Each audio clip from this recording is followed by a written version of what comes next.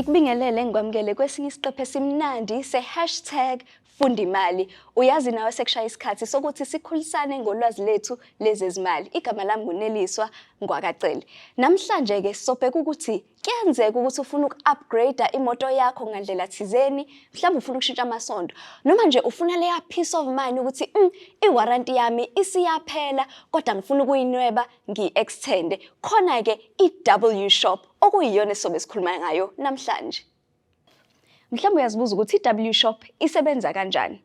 Kulaba abaqualifyayo khona la kuma-contracts ase-West Bank, uyakwazi ukuthi uyo-applyela i-voucher. Asike sithi ufuna ukushintsha amasondo, noma mhlambe uphahlakele yiwindi, noma yini into eyenzeka emotweni yakho. Uyangena-ke laphana kwi-internet, kwi-W Shop, ufike uthenga i-voucher, uthenga i-voucher yalento le ofisa ukuthi ilungiseke. Ngisho ngakuthiwa i-service ethile efana nokuthi welule i-warranty. Mawusithengile-ke khona ama-service providers ahlukahlukene angaphansi noma ke asebenzisana ne-West Bank okwazi ukuyakubona uthi nansi i-voucher yami ngiyithengile, ngicela bandla ningilungisele amasondo ami.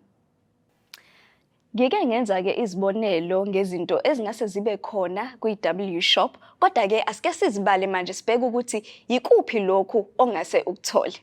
Amasondo, i-battery, ama-rims, ama-brake, smash and grab, paint protection film, kanye ne-sound. Siyazi ukuthi i-speaker siyithanda kanjani ey'motweni zethu. Okunye ungathola i-voucher ukuze uthenge ama-parts noma uwasevise ama-parts.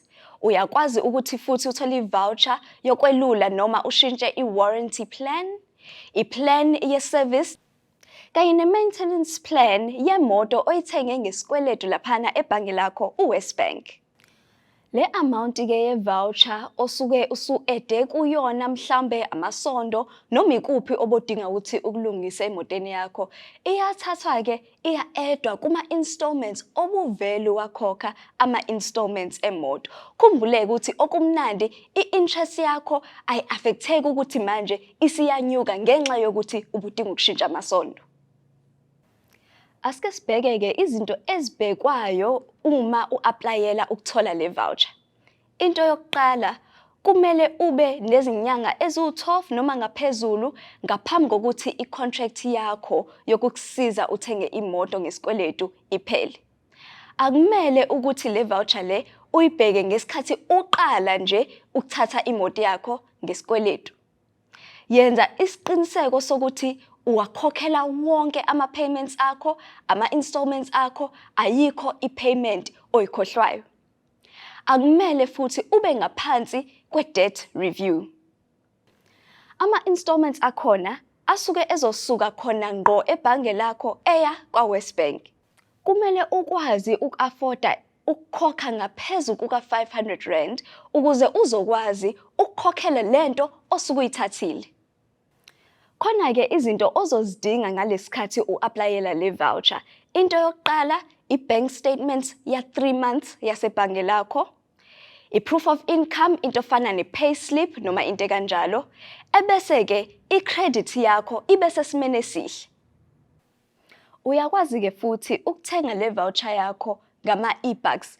Khumbula-ke phela, uma usu-approviwe makuwukuthi imoto yakho uyithenge ngesikweletu, le amount le mali le ye-voucher manje osuyinezelile izobe-ke nayo isinezelwa ngokuhambisana nesikweletu sakho.